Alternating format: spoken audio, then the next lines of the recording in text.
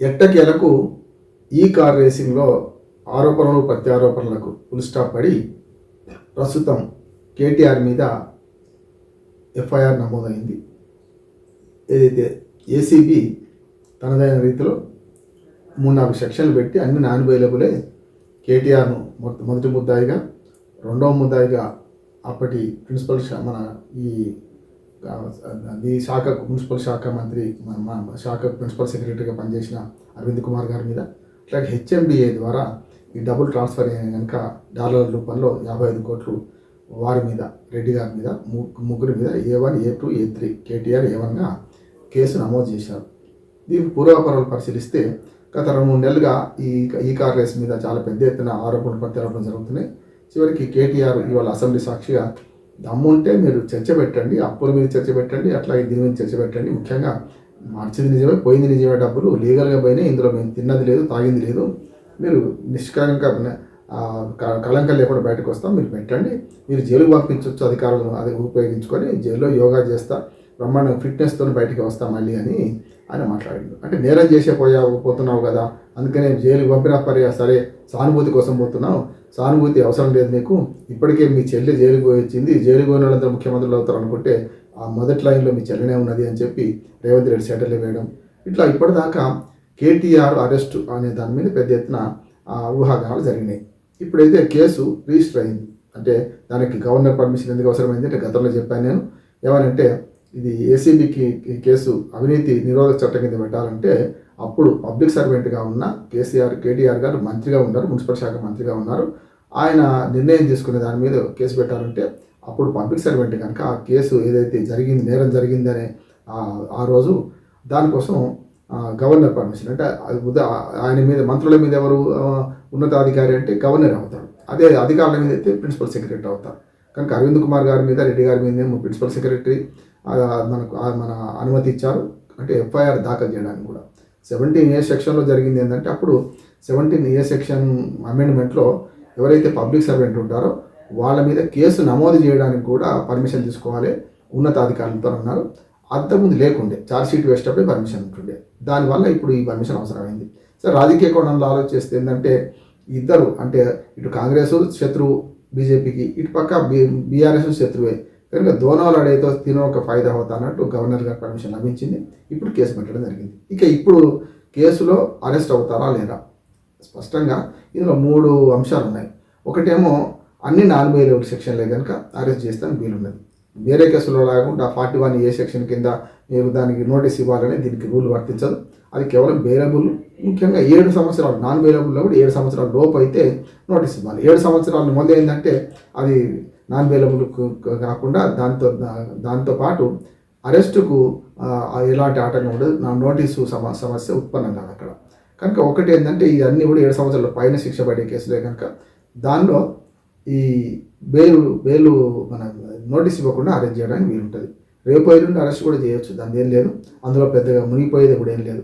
ఆయన కూడా అంటున్నాడు కదా, కేటీఆర్ గారు కూడా అరెస్ట్ చేసుకోండి, నేను తప్పు అయితే నేను తప్పు కాదు అని నిరూపించుకుంటా కోర్టు ద్వారా అంటున్నాడు. మీరు ఆరోపణలు చేయకండి, బయట ఆరోపణలు చేస్తుంటే అసెంబ్లీ చర్చ పెట్టమంటారు. ఇప్పుడు అసెంబ్లీ చర్చకు తావు లేకుండా అయిందని నేను అనుకుంటున్నాను. ఎందుకంటే ఎఫ్ఐఆర్ దాఖలు చేసిందే ఓ రకంగా చెప్పాలంటే రాజకీయంగా దీన్ని నిరుత్తరం చేయడానికి. అంటే ఇప్పటిదాకా బీఆర్ఎస్ లేకుండా నాయకులు కేటీఆర్ గారితో సహా ఏదైతే డిమాండ్ చేస్తున్నారో అసెంబ్లీలో చర్చ పెట్టమని, ఇప్పుడు కోర్టులో పరిధిలో ఉంది కనుక అసెంబ్లీలో చర్చ పెట్టడానికి వీలు లేదని తప్పించుకోవచ్చు ప్రభుత్వం. అందుకని అసెంబ్లీలో చర్చ లేకుండా చేయడానికి ఇప్పుడు ఎఫ్ఐఆర్ దాఖలు చేశాను అనుకుంటున్నాను. దీని ఫర్దర్ ఏం జరుగుతుంది అంటే నేను చెప్పాను కదా, మొదటి నుంచి కూడా మనకి ఏదైతే నాన్ బెయిలబుల్ సెక్షన్లు ఉన్నాయి కనుక అవినీతి నిరోధక చట్టంలో ఉన్న సెక్షన్ల ప్రకారం అయితే అరెస్ట్ తప్పదు. అరెస్ట్ అయిన తర్వాత రేపు వాళ్ళు కోర్టు పిలిచి కోర్టులో రిమాండ్ చేసిన తర్వాత బెయిల్ గురించి వేరు సంగతి. కానీ రేపు అరెస్ట్ చేసే ముందే వాడు విచారణ జరపడానికి పిలిస్తే పోవాల్సి ఉంటుంది. తను పోయిన తర్వాత పోగానే అరెస్ట్ చేస్తారా, లేదు ఇంటికి పంపించేస్తారా? గతంలో మనం చూసాం కదా, అంటే ఏమైనా కనుక ఇంటికి పంపించే అవకాశం లేదనుకుంటాను. ఎందుకంటే గతంలో మనకు ఏదైతే ఢిల్లీ లిక్కర్ స్కామ్లో కవితను ఒక సాక్షిగా ఒక రకంగా చెప్పాలంటే అందులో భాగంగా తీసుకున్నారు, ముద్దాయిగా చేర్చలే మొదలు, తర్వాత ముద్దాయిగా చేర్చి అరెస్ట్ చేశారు. ఇక్కడనేమో ముద్దాయిగా ఉన్నారు కనుక ఆ శశిభేషలు ఏం లేవు, అరెస్ట్ కూడా చేయొచ్చు. అరెస్ట్ జరిగితే ఏం జరుగుతుంది, ప్రపంచం ఏం మునిగిపోదు. ఆయన అన్నట్టే కేటీఆర్ గారు అంటే జైలుకి పోతాడు, ఫిట్నెస్తో బయటకు వస్తాడా, లేకపోతే అక్కడ యోగా చేసుకుంటాడు, ఆయన ఇష్టం. జైల్లో ఆయన స్వేచ్ఛకి హద్దు ఉన్నా కూడా ఆయన ఇష్టం ఉన్న పని పుస్తకాలు చదువుకుంటాడా, పేపర్లు చదువుతాడా, ఆయన ఇష్టం. దాంతోపాటు ఏంటంటే ఇక్కడ రేపు జరగబోయే విషయం ఏంటంటే ఈ కార్ రేసులో ఏం జరగాల్సి ఉండి ఏం జరగలేదు. ఇందులో 3 ఉన్నాయి. ఒకటేమో సాంకేతికంగా ఈ 55 కోట్ల మార్పిడిలో రిజర్వ్ బ్యాంకు 8 కోట్ల ఫైన్ వేసింది, దాని సంగతి ఏందని వస్తుంది. రెండవది కేటీఆర్ గారు ఇందులో క్యాబినెట్ అప్రూవల్ లేకుండానే 55 కోట్లు మళ్లించారని ఒక ఆరోపణ ఉంది. దానికి సమాధానం చెప్పుకోవాల్సింది కేటీఆర్. కానీ ప్రతిదానికి క్యాబినెట్ ఆమోదం అవసరమా లేదా అనేది ఇంకో ప్రశ్న ఉన్నది. ఎందుకంటే ఈ కార్ రేస్ జరపాలా లేదా అనడానికి ఏమో మంత్రి నిర్ణయం తీసుకోవచ్చు, డబ్బులు కానీ కూడా మంత్రి నిర్ణయం తీసుకోవచ్చు. కానీ బేసిక్గా కొన్ని విధానపరమైన నిర్ణయాలు తీసుకోవాలంటే మాత్రమే క్యాబినెట్ అనుమతి అవసరం ఉంటుంది. ఇక్కడ ఈ కార్ రేస్ జరపాలా లేదా అనడానికి క్యాబినెట్ నిర్ణయం తీసుకోవడానికి అవసరమైంది అని అనుకుంటున్నాను. కానీ 55 కోట్లు మళ్లించడానికి, 55 కోట్లు వాళ్ళు పంపడానికి ఇంటర్నల్ శాఖ చూసుకుంటుంది కదా. అందుకనే ఇక్కడ జరగాల్సిందంటే ప్రతి శాఖకు విత్ ఇన్ ద అంటే ఇంట్లో మన విత్ ఇన్ ద యాంటీ మన ఏమంటారు విజిలెన్స్ బ్యూరో ఉంటుంది. విజిలెన్స్ బ్యూరో ఏం చేసింది, విజిలెన్స్ సెక్షన్ ఉంటుంది కదా, దానిలో ఆరోపణలు నిజమే ఉంటే విజిలెన్స్ సరిగ్గా పనిచేస్తే అరవింద్ కుమార్ గారు వచ్చే సంవత్సరం కూడా మనం ఈ కార్ రేస్ జరుపుదామని ప్రభుత్వాన్ని లేఖ రాయగలుగుతారా? తనకు తాను ఇరుక్కోకూడదు కదా ఎప్పుడైనా కూడా. అది మంచిగా జరిగిందని భావించే పోయిన సంవత్సరం చేశాము, ఈ సంవత్సరంలో మనము మరి ఈ కార్ రేస్ చేయాల్సి ఉన్నది, చేయడానికి అవసరమైన ఏర్పాట్లు చేయండి అని చెప్పి ప్రభుత్వానికి లేఖ రాసిండు. ఏది గవర్నమెంట్ అప్రూవల్ కోసం లేఖ రాస్తే ఇదంతా తీగలాడితే దొంగతనం బయటపడ్డది. అరవింద్ కుమార్ గారు తను సత్యమంది తనని మింగడు కదా, అక్కడ అవినీతి జరగలేదనుకునే ఆయన లేఖ రాసిండు. రెండోది కూడా ఏమైందంటే ఇప్పుడు ఇక్కడ ఆ తర్వాత ఏదైతే ఈ 8 కోట్ల ఈ ఫైన్ పడ్డ దాని మీద రిజర్వ్ బ్యాంక్ ఏం చేస్తుంది, మరి ఈడీ దీనిలో ఇన్వాల్వ్ అవుతుందా? ఎందుకంటే వేరే విదేశీ మార్కెట్ ద్రవ్యం కదా, ఇది డాలర్ రూపంలో ఇచ్చింది కదా, దాంట్లో వీళ్ళేమైనా ఇన్వాల్వ్ అవుతారా? లేదు ఇద్దరు కాకుండా ఏసీబీతో సరిపెడతారా? ఏసీబీ అంటే రాష్ట్ర ప్రభుత్వం ఆధీనంలో ఉన్న కేసు.